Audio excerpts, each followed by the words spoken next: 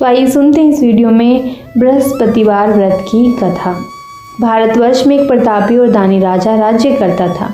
वह नित्य गरीबों और ब्राह्मणों की सहायता करता था। यह बात उसकी रानी को अच्छी नहीं लगती थी और वह ना ही गरीबों को दान देती, ना ही भगवान का पूजन करती थी और राजा को भी दान देने से मना किया करती थी। एक दिन राजा शिकार खेलने वन को गए हुए थे तो रानी महल में अकेली थी। उसी समय बृहस्पति देव साधु वेश में राजा के महल में भिक्षा के लिए गए और भिक्षा मांगी। रानी ने भिक्षा देने से मना कर दिया और कहा, हे साधु महाराज, मैं तो दान पुण्य से तंग आ गई हूँ। मेरा पति सारा धन लुटाते रहते हैं। मेरी इच्छा है कि हमारा धन नष्ट हो जाए और फिर न रहेगा बांस, न बजेगी बांसुरी। साधु ने भी कहा कि देवी, तुम तो बड़ी विचित्र हो। धन संतान तो सभी चाहते हैं, पुत्र और लक्ष्मी तो पापी के घर भी होने चाहिए। यदि तुम्हारे पास अधिक धन है तो भूखों को भोजन दो, प्यासों के लिए प्याऊ बनवाओ, मुसाफिरों के लिए धर्मशालाएं खुलवाओ। जो निर्धन अपनी कुंवारी कन्याओं के विवाह नहीं कर सकते, उनका विवाह ही करा दो। ऐसे और भी बहुत से काम हैं जिनको करने से तुम्हारा यश लोक परलोक में फैलेगा। परंतु रानी पर उपदेश का कोई प्रभाव नहीं पड़ा। वह बोली, महाराज, आप मुझे कुछ न समझाएं। मैं ऐसा धन नहीं चाहती जो हर जगह बांटती फिरूं। साधु ने उत्तर दिया, यदि तुम्हारी ऐसी इच्छा है तो तथास्तु।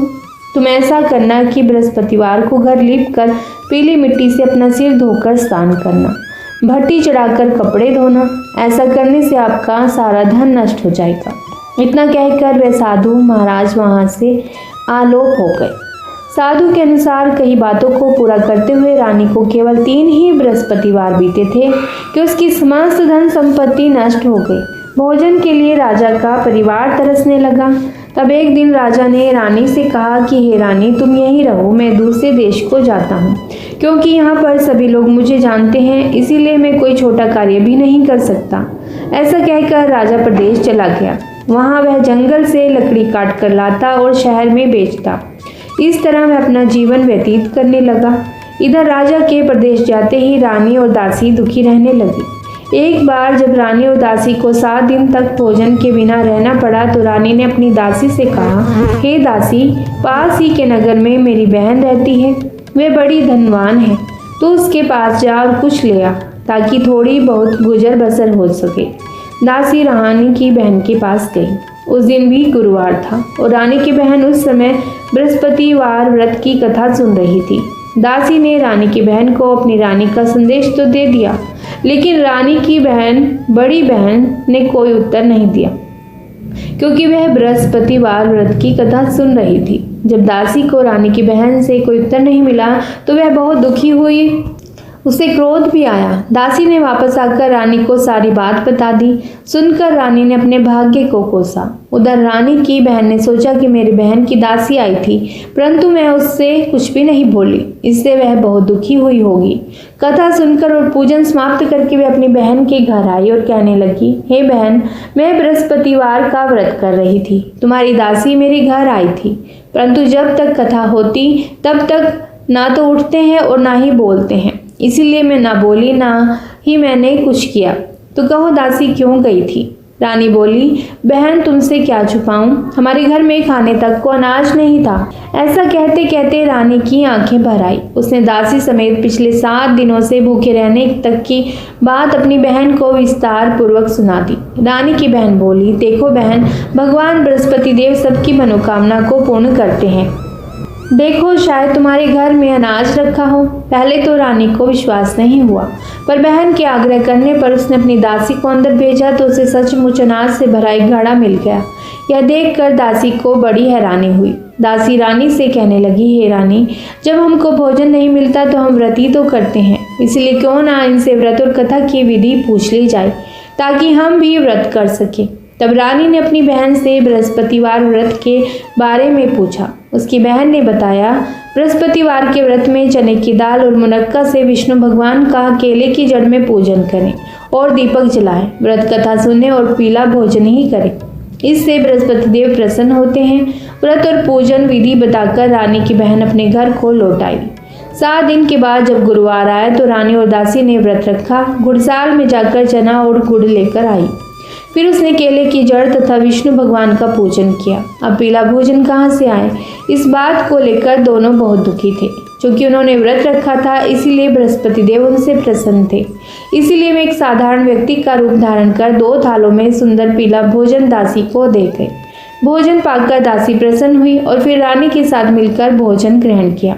उसके बाद में सभी गुरुवार को व्रत और पूजन करने लगी। बृहस्पति भगवान की कृपा से उनके पास फिर से धन संपत्ति आ गई, परंतु रानी फिर से पहले की तरह आलस्य करने लगी। तब दासी बोली, देखो रानी, तुमने पहले भी इस प्रकार आलस्य करती थी, तुम्हें धन रखने में कष्ट होता था, इस कारण सभी धन नष्ट हो गया, और अब जब भगवान बृहस्पति देव की कृपा से धन मिला है तो तुम्हें फिर से आलस्य होता है। रानी को समझाते हुए दासी कहती है कि बड़ी मुसीबतों के बाद हमने यह धन पाया है, इसीलिए हमें दान पुण्य करना चाहिए, भूखे मनुष्य को भोजन कराना चाहिए और धन को शुभ कार्यों में खर्च करना चाहिए, जिससे तुम्हारे कुल का यश बढ़ेगा, स्वर्ग की प्राप्ति होगी और पितर भी प्रसन्न होंगे। दासी की बात मानकर रानी अपना धन शुभ कार्यों में खर्च करने लगी, जिससे पूरे नगर में उसका यश फैलने लगा। बृहस्पतिवार व्रत कथा के बाद रानी श्रद्धा के साथ आरती भी करती थी और इसके बाद प्रसाद बांटकर उसे ग्रहण भी करती थी। और एक दिन राजा दुखी होकर जंगल में एक पेड़ के नीचे आसन जमाकर बैठ गया था। वह अपनी दशा को याद करके व्याकुल होने लगा, क्योंकि वह दूसरे किसी नगर में था। बृहस्पतिवार का दिन था। उस दिन भी एकाएक उसने देखा कि निर्जन वन में एक साधु प्रकट हुए। वह साधु वेश में स्वयं बृहस्पति देवता थे। लकड़हारे के सामने आकर बोले कि हे लकड़हारे, इस सुनसान जंगल में तू चिंता मगन क्यों बैठा है। लकड़हारे ने दोनों हाथ जोड़कर प्रणाम किया और उत्तर दिया, महात्मा जी, आप सब कुछ जानते हैं, मैं क्या कहूँ। यह कहकर रोने लगा और साधु को अपनी आत्मकथा सुनाई। महात्मा जी ने कहा, तुम्हारी स्त्री ने बृहस्पति के दिन बृहस्पति भगवान का निरादर किया है, जिसके कारण रूठ कर उन्होंने तुम्हारी ये दशा कर दी। अब तुम चिंता को दूर करके मेरे कहने पर चलो तो तुम्हारे सब कष्ट दूर हो जाएंगे और भगवान पहले से भी अधिक संपत्ति देंगे। तुम बृहस्पति के दिन कथा किया करो। 2 पैसे के चने मुनक्का लाकर उसका प्रसाद बनाओ और शुद्ध जल से लोटे में शक्कर मिलाकर अमृत तैयार करो। कथा के बाद अपने सारे परिवार और सुनने वाले प्रेमियों में अमृत और प्रसाद बांटकर आप भी ग्रहण करो। ऐसा करने से भगवान तुम्हारी सब मनोकामनाएं पूरी करेंगे। साधु के ऐसे वचन सुनकर लकड़हारा बोला, हे प्रभु, मुझे लकड़ी बेचकर इतना पैसा नहीं मिलता जिससे भोजन के बाद कुछ बचा सकूं। मैंने रात्रि में अपनी स्त्री को व्याकुल देखा है, मेरे पास कुछ भी नहीं जिससे मैं उसकी खबर मंगा सकूं। साधु ने कहा, हे लकड़हारे, तुम किसी बात की चिंता मत करो। बृहस्पति के दिन तुम रोजाना की तरह लकड़ियां लेकर शहर को जाओ। तुमको रोज से दुगना धन प्राप्त होगा, जिससे तुम भली भांति भोजन कर लोगे तथा बृहस्पति देव की पूजा का सामान भी आ जाएगा। इतना कहकर साधु अंतर्ध्यान हो गए। धीरे धीरे समय व्यतीत होने लगा और फिर वही बृहस्पतिवार का दिन आया। लकड़हारा जंगल से लकड़ी काटकर किसी शहर में बेचने गया। उसे उस दिन और दिन से भी ज्यादा पैसा मिला। राजा ने चना गुड़ आदि लाकर गुरुवार का व्रत किया। उस दिन से उसके सभी कलेश दूर हो गए। परंतु जब दोबारा गुरुवार का दिन आया तो बृहस्पतिवार का व्रत करना भूल गया। इस कारण बृहस्पति भगवान नाराज हो गए। उस दिन उस नगर के राजा ने विशाल यज्ञ का आयोजन किया तथा शहर में यह घोषणा करा दी कि कोई भी मनुष्य अपने घर में भोजन न बनाए, आग न जलाए। समस्त जनता मेरे यहाँ भोजन करने आए। इस आज्ञा को जो नहीं मानेगा उसे फांसी की सजा दी जाएगी। इस तरह की घोषणा संपूर्ण नगर में करवा दी गई। राजा की आज्ञा के अनुसार शहर के सभी लोग भोजन करने गए, लेकिन लकड़हारा यानी कि वह राजा कुछ देर से पहुंचा। इसीलिए राजा उसको अपने साथ घर पर ले गए और ले जाकर भोजन करा रहे थे तो देखा कि रानी की दृष्टि उस खूंटी पर पड़ी जिस पर उसका हार लटका हुआ था। वह वहां पर नहीं था। रानी ने निश्चय किया कि मेरा हार इस मनुष्य ने ही चुरा लिया है जो खाना खाने आया है। उसी समय सिपाहियों को बुलाकर उसको कारागार में डलवा दिया। जब लकड़हारा कारागार में पड़ गया और बहुत दुखी होकर विचार करने लगा कि न जाने कौन से पूर्व जन्म के कर्म से मुझे दुख प्राप्त हुआ है, और उसी साधु को याद करने लगा जो कि जंगल में मिला था। उसी समय तत्काल बृहस्पति देव साधु के रूप में प्रकट हुए और उसकी दशा को देखकर कहने लगे, अरे मूर्ख, तूने बृहस्पति देव की कथा नहीं करी, इस कारण तुझे दुख प्राप्त हुआ है। अब चिंता मत कर, बृहस्पतिवार के दिन कारागार के दरवाजे पर 4 पैसे पड़े मिलेंगे। उनसे तू बृहस्पति देव की पूजा करना, तेरे सभी कष्ट दूर हो जाएंगे। बृहस्पति के दिन उसे 4 पैसे मिले। लकड़हारे ने कथा कही। उसी रात्रि को बृहस्पति देव ने उस नगर के राजा को सपने में कहा कि हे राजा, तुमने जिस आदमी को कारागार में बंद किया है वह निर्दोष है, वह राजा है, उसे छोड़ देना। रानी का हार उसी खूंटी पर लटका है। अगर तू ऐसा नहीं करेगा तो मैं तेरे राज्य को नष्ट कर दूंगा। इस तरह रात्रि के स्वप्न को देखकर राजा प्रातःकाल उठा और खूंटी पर हार देखकर लकड़हारे को बुलाकर क्षमा मांगी और लकड़हारे को योग्य और सुंदर वस्त्र आभूषण देकर विदा कर दिया। बृहस्पति देव की आज्ञा के अनुसार लकड़हारा अपने नगर को चल दिया। राजा जब अपने नगर के निकट पहुंचा तो उसे बड़ा आश्चर्य हुआ। नगर में पहले से अधिक बाग, तालाब, कुएं तथा बहुत सी धर्मशाला, मंदिर आदि बन गई। राजा ने पूछा कि यह किसका बाग और धर्मशाला है। तब नगर के सब लोग कहने लगे कि यह तो रानी और बांदी के हैं। तो राजा को आश्चर्य हुआ और गुस्सा भी आया। जब रानी ने यह खबर सुनी कि राजा आ रहे हैं तो उन्होंने बांदी से कहा कि हे दासी, देख राजा हमको कितनी बुरी हालत में छोड़ गए थे। हमारी ऐसी हालत देखकर वह लौट ना जाएं, इसीलिए तू दरवाजे पर खड़ी हो जा। आज्ञा के अनुसार दासी दरवाजे पर खड़ी हो गई।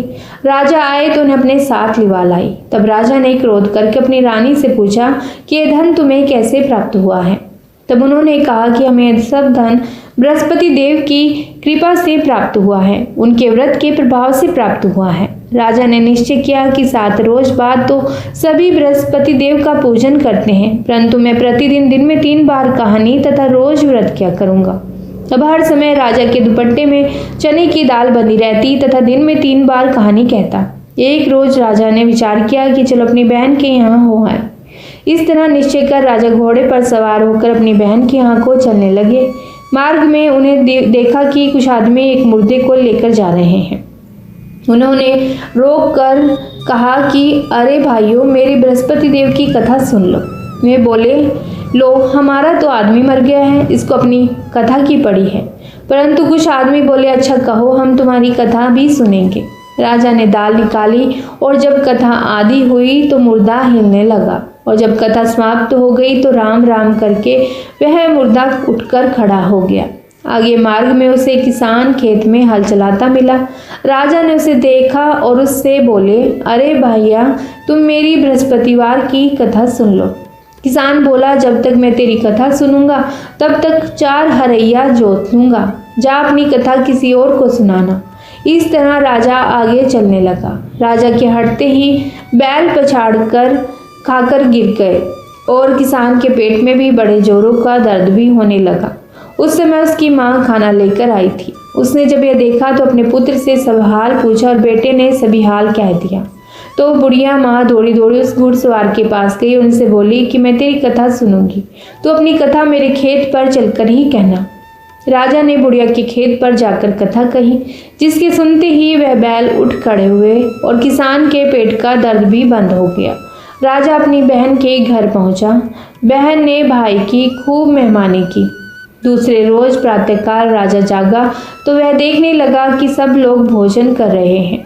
राजा ने अपनी बहन से कहा, ऐसा कोई मनुष्य है जिसने भोजन न किया हो? मेरी बृहस्पतिवार की कथा सुन ले। तो बहन बोली, हे भैया, यह देश ऐसा ही है, पहले यहाँ लोग भोजन करते हैं, बाद में अन्य काम करते हैं। अगर कोई पड़ोस में हो तो मैं देख आऊं। वैसा कहकर देखने चली गई, परंतु उसे कोई ऐसा व्यक्ति नहीं मिला जिसने भोजन ना किया हो। अतः वह एक कुम्हार के घर गई जिसका लड़का बीमार था। उसे मालूम हुआ कि उनके यहाँ 3 रोज से किसी ने भोजन नहीं किया। रानी ने अपने भाई की कथा सुनने के लिए कुम्हार से कहा तो वह तैयार हो गया। राजा ने जाकर बृहस्पतिवार की कथा कही, जिसको सुनकर उसका लड़का ठीक हो गया। तो अब तो राजा की प्रशंसा होने लगी। एक रोज राजा ने अपनी बहन से कहा कि बहन, हम अपने घर को जाएंगे, तुम भी तैयार हो जाओ। राजा की बहन ने अपनी सास से कहा। सास ने कहा, हाँ चली जा, परंतु अपने लड़कों को मत ले जाना, क्योंकि तेरे भाई की कोई औलाद नहीं है। बहन ने अपने भाई से कहा, हे भैया, मैं तो चलूंगी पर कोई बालक नहीं जाएगा। तो राजा बोला, जब कोई बालक ही नहीं चलेगा तब तुम ही क्या करोगी? बड़े दुखी मन से राजा अपने नगर को लौट आया। राजा ने अपनी रानी से कहा, हम निर्वंशी हैं, हमारा मुंह देखने का धर्म नहीं है और कुछ भोजन भी नहीं किया। रानी बोली, हे प्रभु, बृहस्पति देव ने हमें सब कुछ दिया है, वे हमें औलाद भी अवश्य ही देंगे।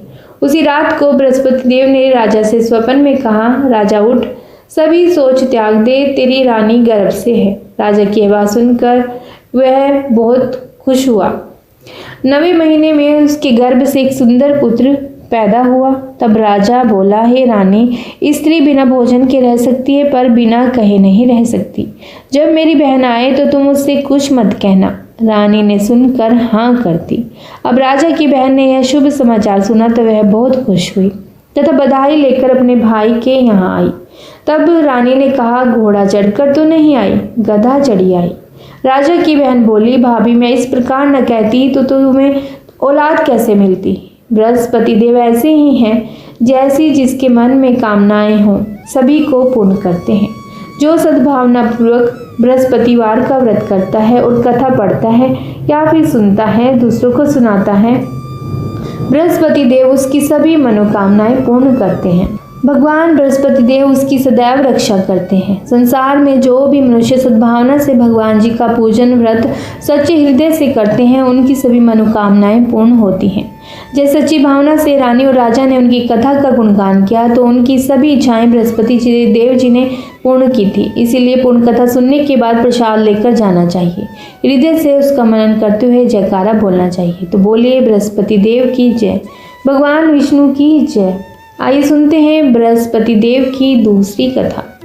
प्राचीन काल में एक ब्राह्मण रहता था। वह बहुत निर्धन था। उसकी कोई संतान नहीं थी। उसकी स्त्री बहुत मलिनता के साथ रहती थी। वह तो न स्नान करती और किसी देवता का पूजन भी नहीं करती थी। इससे ब्राह्मण देवता बड़े दुखी थे। बेचारे बहुत कुछ कहते थे किंतु उसका कुछ भी परिणाम नहीं निकलता था। भगवान की कृपा से ब्राह्मण की स्त्री की कन्या रूपी रत्न पैदा हुआ। कन्या बड़ी होने पर प्रातः स्नान करके विष्णु भगवान का जाप और बृहस्पतिवार का व्रत करने लगी। अपने पूजन पाठ को समाप्त करके विद्यालय जाती तो अपनी मुट्ठी में जौ भरकर ले जाती और पाठशाला के मार्ग में डालती जाती। तब ये जौ स्वर्ण के जौ हो जाते।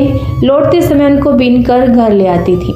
एक दिन वह बालिका सूप में उस सोने के जौ को फटक कर साफ कर रही थी कि उसके पिता ने देख लिया और कहा, हे बेटी, सोने के जौ के लिए सोने का सूप होना चाहिए। दूसरे दिन बृहस्पतिवार था। इस कन्या ने व्रत रखा और बृहस्पति देव से प्रार्थना करके कहा, मैंने आपकी पूजा सच्चे मन से की हो तो मेरे लिए सोने का सूप दे दो। बृहस्पति देव ने उसकी प्रार्थना स्वीकार कर ली। रोजाना की तरह वह कन्या जौ फैलाती हुई जाने लगी। जब लौटकर जौ बीन रही थी तो बृहस्पति देव की कृपा से सोने का सूप मिला।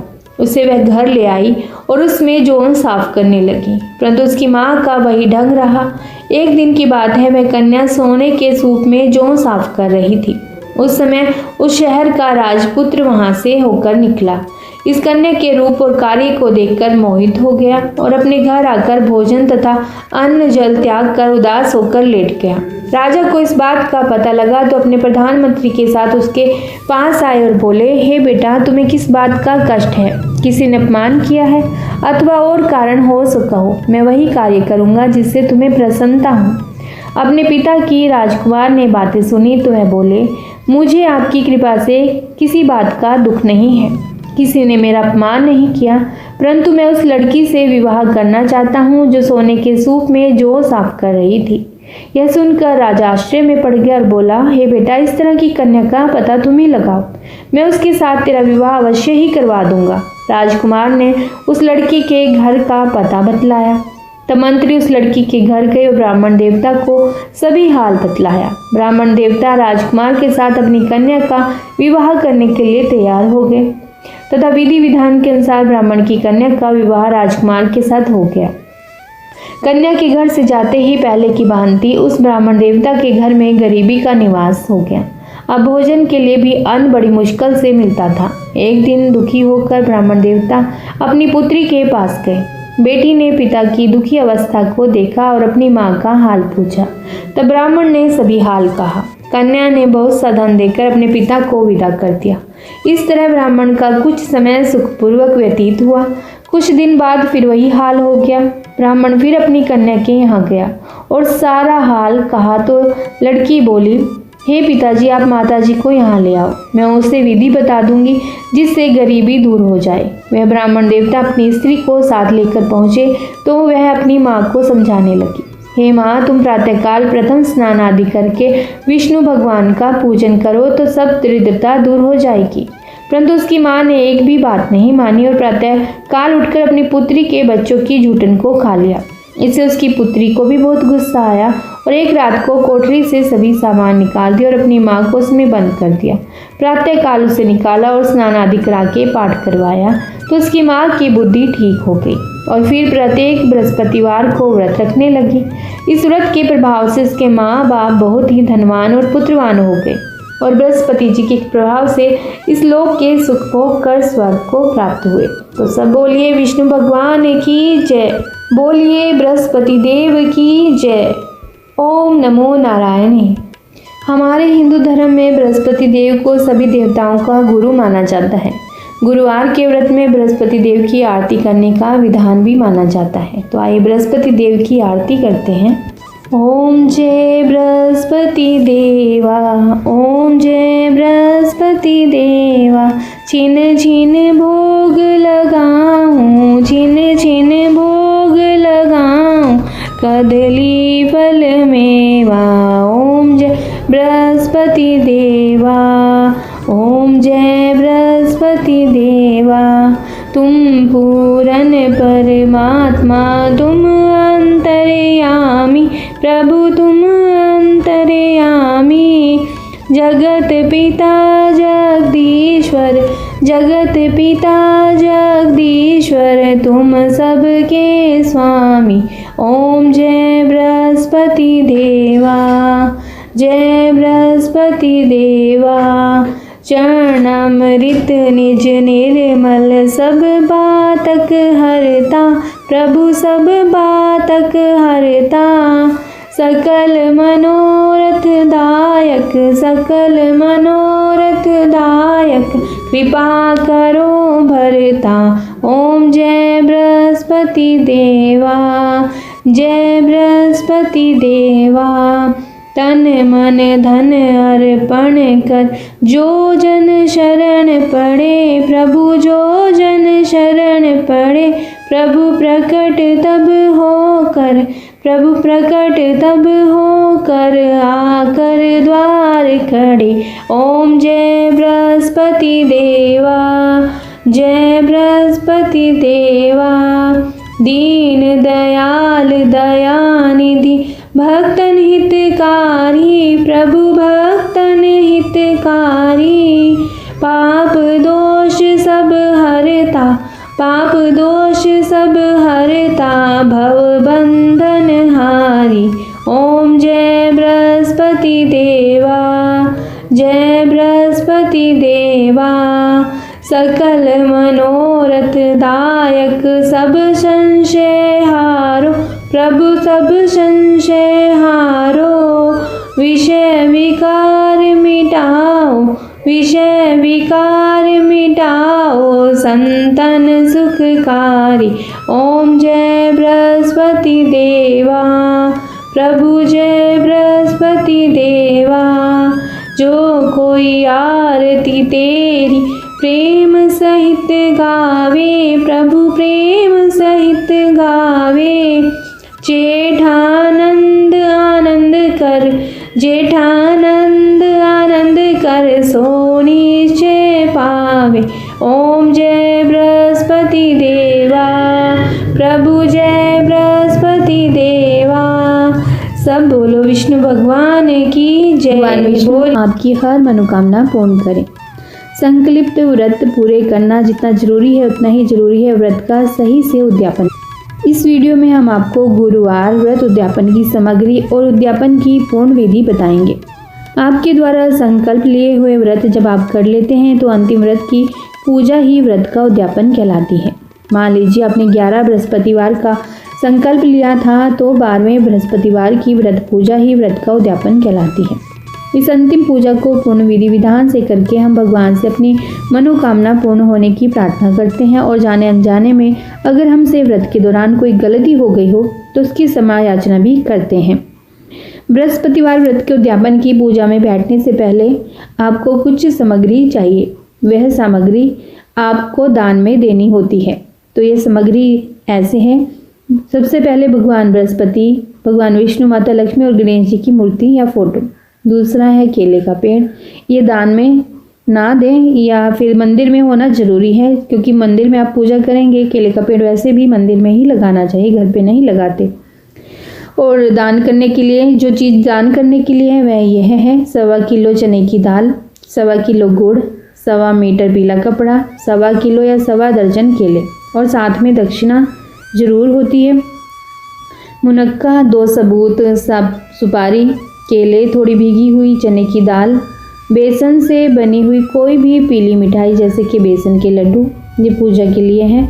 घी का दीपक, धूप, पूजा की घंटी, कच्चे आटे की लोई जो कि आपको गाय को खिलानी है, पान या केले के पत्ते, पीले फूल, लकड़ी की चौकी, पीला कपड़ा जो चौकी पर बिछाने के लिए चाहिए, पीला जनेऊ, थोड़ी हल्दी और सिंदूर, जल का लोटा या कलश। ये थी सामग्री। कुछ दान देने की थी और कुछ आपकी पूजा करने की थी। तो बृहस्पतिवार को आपको प्रातः जल्दी उठ करके नहा करके अच्छे से साफ सुथरे कपड़े पहनने हैं, पीले कपड़े पहने और भगवान विष्णु जी को प्रणाम करें। पूजा के स्थान पर लकड़ी की चौकी स्थापित करके उस पर पीला वस्त्र बिछा लें।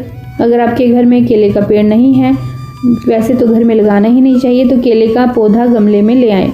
अब चौकी के पास ही केले के पौधे के गमले को स्थापित करें। चौकी पर भगवान बृहस्पति की फोटो स्थापित करें। पान का पत्ता रखकर उस पर गणेश जी की मूर्ति स्थापित करें। अब कलश की स्थापना करें। कलश के जल में थोड़ा गंगा जल, हल्दी, चने की दाल और थोड़ा गुड़ डालें। कलश के ढक्कन पर थोड़ी भीगी हुई चने की दाल रख दें। अब फूलों का आसन देकर कलश की स्थापना करें। अब पान के एक पत्ते पर गणेश जी की स्थापना करें। अगर पान का पत्ता ना हो तो केले के पत्ते पर भी आप गणेश जी की स्थापना कर सकते हैं और इसी पत्ते पर माता लक्ष्मी की मूर्ति भी रखें। अब पीले फूलों से चौकी पर गंगा जल या शुद्ध जल के छींटे देकर शुद्धिकरण कर लें और सबसे पहले भगवान गणेश जी का पूजन करें। पूजन में गणेश जी को चने की दाल, फूल, हल्दी, सुपारी, मोली और जनेऊ अर्पित कर दें। भगवान विष्णु की पूजा केले के पौधे में की जाती है। केले के पौधे को जल अर्पण करें और विधिवत पूजा करें। केले के पौधे को पीली जनेऊ, हल्दी लगी जनेऊ अर्पित करें। मोली, पीले फूल, केला और चने की दाल ये सब अर्पित कर दें। अब आप पीले फूलों की माला भी ले सकते हैं। भगवान के भोग में पीले रंग की मिठाई चढ़ाएं और गमले में जगह है तो वहाँ, नहीं तो पौधे के पास जमीन पर हल्दी से स्वास्तिक बनाएं। स्वास्तिक पर भी पीले फूल, मुनक्का, चने की दाल अर्पित करके सभी देवताओं का आह्वान करें। अब भगवान बृहस्पति की पूजा करें। उनकी फोटो के आगे एक पान का पत्ता रखकर पत्ते पर मुनक्का, हल्दी, चने की दाल और गुड़ अर्पित करें। यही प्रसाद आप बाद में अपने परिवार में भी बांटें। अब भगवान बृहस्पति की पूजा आरती कर लें और इसके बाद बृहस्पतिवार व्रत कथा सुने, पढ़ें, जैसे भी आप करना चाहते हैं। आप हमारे चैनल पर भी प्रत्येक बृहस्पतिवार व्रत कथा सुन सकते हैं। पूजा के बाद आटे की लोई को गाय को खिला दें। लोई पर थोड़ा घी, मुनक्का, थोड़ी चने की दाल भी रखें तो और भी अच्छा होगा। अब दान करने के लिए 1.25 मीटर पीला कपड़ा, 1.25 किलो केले, 1.25 किलो चने की दाल, 1.25 किलो गुड़ ले लिया। यह दान आपको अपने गुरु या गुरु तुल्य छवि के व्यक्ति को करना होता है। किसी ब्राह्मण को करना होता है या मंदिर में पुजारी हो वहाँ पर कर सकते हैं। अगर आपको कोई ऐसा व्यक्ति नहीं मिलता है, हाँ, तो फिर मंदिर में ब्राह्मण को भी आप यह दान कर सकते हैं। और गुरुवार के व्रत का उद्यापन आपके द्वारा संकल्प लिए हुए गुरुवार पूरे होने के अगले गुरुवार को करना है, यह आप ध्यान रखें। अगर आपने 16 गुरुवार व्रत का संकल्प लिया है तो 17वें गुरुवार को व्रत का उद्यापन करें और भगवान विष्णु की पूर्ण विधि विधान से पूजा करें। यही अंतिम पूजा व्रत का उद्यापन कहलाती है। आप पहले से निश्चिंत नहीं कर सकते कि आप गुरुवार व्रत का उद्यापन कब करेंगे। बस जब आपके संकल्प लिए व्रत पूर्ण हो जाएं, उससे अगले गुरुवार को उद्यापन करें, फिर चाहे कृष्ण पक्ष हो या फिर शुक्ल पक्ष या कोई भी महीना हो। गुरुवार के व्रत का उद्यापन कौन से पक्ष में करना चाहिए या पहले से निश्चित नहीं कर सकते हैं। आपने अपने व्रत का उद्यापन तब करना चाहिए जब आपके द्वारा संकल्प लिए हुए व्रत पूर्ण हो जाएं। तो ये आपको मैंने बताया और आप इस कन्फ्यूज़न में बिल्कुल भी मत रहिएगा कि शुक्ल पक्ष में कृष्ण पक्ष में ही उद्यापन करना है। जब भी आपका संकल्प कंप्लीट हो जाए, पूर्ण हो जाए, तभी अगले वीरवार को आपको उद्यापन करना है। आशा करती हूँ यह वीडियो आपको अच्छी लगी होगी और इसमें दी हुई जानकारी भी आपको सही लगी होगी। तो यह वीडियो यदि आपको अच्छी लगी हो तो इसे लाइक और शेयर जरूर कीजिएगा, ताकि ज़्यादा से ज़्यादा व्यक्ति को पता लग सके कि क्या विधान है बृहस्पतिवार के व्रत के उद्यापन का। और यदि आप हमारे चैनल पर पहली बार आए हैं तो चैनल को भी सब्सक्राइब कर लीजिए, क्योंकि ज़्यादा से ज़्यादा आपको जानकारी देने की हमारा प्रयत्न रहेगा। नोटिफिकेशन के लिए आप इस चैनल के बेल आइकन को प्रेस कर लीजिएगा। और फाल्गुन मास के महात्म्य भी आप हमारे चैनल पर सुन सकते हैं। ओम नमो भगवते वासुदेवाय। प्रभु विष्णु आप सभी पर, हम सभी पर अपनी कृपा दृष्टि बनाए रखें।